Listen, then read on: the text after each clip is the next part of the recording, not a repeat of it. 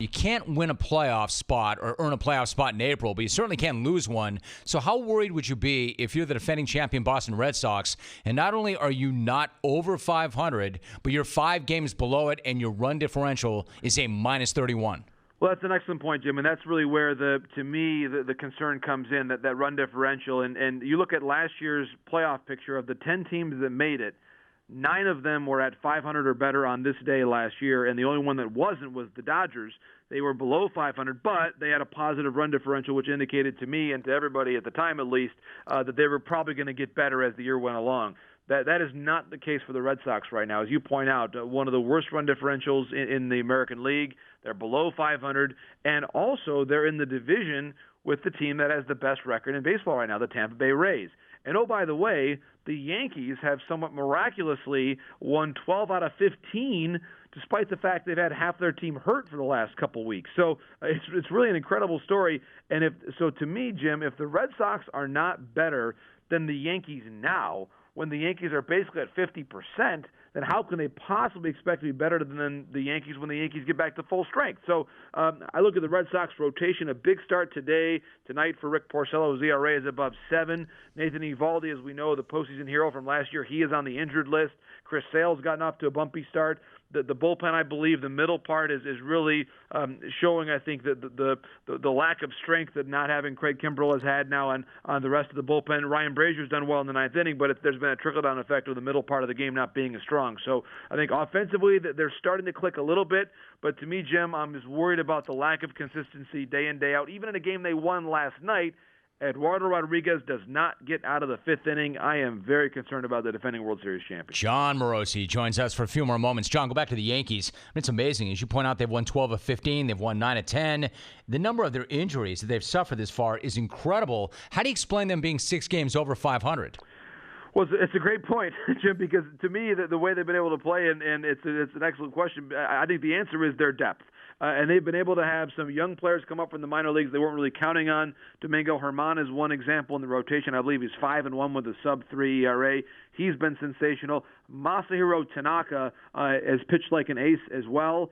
James Paxton has settled in a bit. And even with the bullpen injury to Dellin Betances, that's why they've got Zach Britton. They've got Adam Ottavino. It's remarkable that a bullpen could lose someone of Betances' caliber and really not miss a beat. Tommy Kahnle has come back and pitched quite well for them. In the lineup, all the credit for me, not all the credit, but a lot of the credit has to go to Luke Voit. Luke Voit is someone who last year maybe was looked upon as being a nice little short-term story. They weren't really sure if he was going to be able to sustain his success.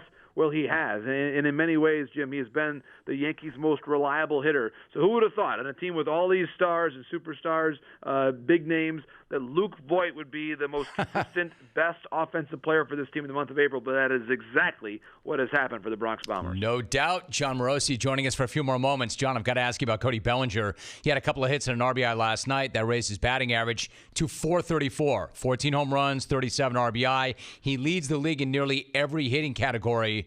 How impressive has he been so far? And then how does that first month stack up with some of the best starts to a season in baseball history? Well, Jim, that's actually a great topic we were discussing here last night on FS1's MLB Whip Around, where really the point was made that this may be actually the best start to a season we have ever seen. Wow. Offensively. That actually his pace, he's got more hits at this point in time than Ichiro did in his record-setting year, more total bases than Ruth in his record-setting year, more RBI than Hack Wilson, more home runs even than Barry Bonds back during his record-setting year, Jim. So you could make the argument, I think pretty forcefully, this might be the best all-around start to a season we have ever seen. Remarkable numbers. And I think, too, those 37 RBI. Now, I realize that RBI may or may not be the best way to measure hitting. But just think about that and multiply it even by 5. And then you pace it out. So the rest of the season, that is an incredible amount of RBI that he's on pace for there. Where frankly, we have not seen that level of RBI in a season in a very, very long time. He's got a great offense to hit in, and his overall swing adjustments, Jim. I give him so much credit. He was, I think, on some level exposed the last couple of playoffs that he had a weakness. He addressed it, and we are seeing the results right now. It has been extraordinary to watch. In Toronto, where you were for the long-awaited debut of Vladimir Guerrero Jr., before we get into how he played, John, what does his arrival mean not only in Canada but also in the Dominican Republic? Well, Jim, that game on Friday, I think it's important to point out, was broadcast nationally in 3 countries. It was broadcast nationally in Canada and in the Dominican Republic and in the U.S. as well on MLB Network. And I think it really speaks to just the broad appeal of Vlad Jr. We saw him at the Raptors game over the weekend, meeting Drake. He really is an immediate star, and it's certainly been something that's been building for a while also at the same time with his father's roots in Montreal. Of course, he was born in Montreal. His mother lived there for a number of years and speaks French, so he's got a great cultural connection to Canada. And as Ross Atkins said at the Blue Jays GM over the weekend, that really Vladdy Jr. understands what it means to play for both a city and a country, and he's really embraced it. So he is someone who, Jim, there is such great fascination for him in the Dominican Republic.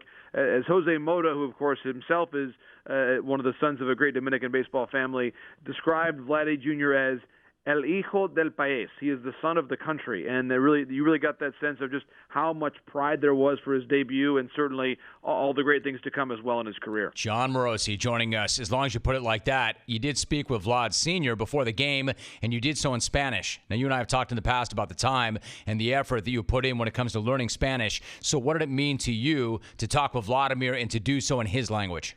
Well, thanks for asking, Jim. It was a pleasure for me, and I really, those are the moments that you train for, and not being a native speaker of Spanish, but something that it's been a big initiative that I've had over the years, just taking every chance I've got to practice the language and speak it to people every day that I see just out and about in my life away from baseball. But it helps you get ready for that moment and to really listen intently. And it's interesting that I've had a number of interviews where I've done that way, where I've spoken the questions in Spanish and then translated them and then translated the answers back. And I'll be honest, and I even said to Vladdy Sr., I'm not perfect at this. I'll probably make a mistake, but if you speak slowly, then I've got a chance to make this happen. And he smiled and nodded and was very engaged in that. And I think that for baseball players that have grown up and having to always try to fight that battle of speaking in your second language and trying to understand just in your daily life, they appreciate the effort. And so when I always come to whether it's a Dominican player or a Venezuelan player and express that, hey, I'm going to make this happen, you can help me by speaking slowly as best you can, and then we'll try to get through this together. There's always that smile and that acknowledgement that we're going to do this and it's going to be great. So I think for me it's been one thing, Jim, where I would say Dominican Spanish is different from Venezuelan Spanish, different than Mexican Spanish, different than Cuban Spanish. They're all different dialects and they're all beautiful in their own way. So for me it's been an ongoing process of trying to learn the different vernacular, and that's probably that next step, figuring out those idioms to be able to help share those stories as best I can.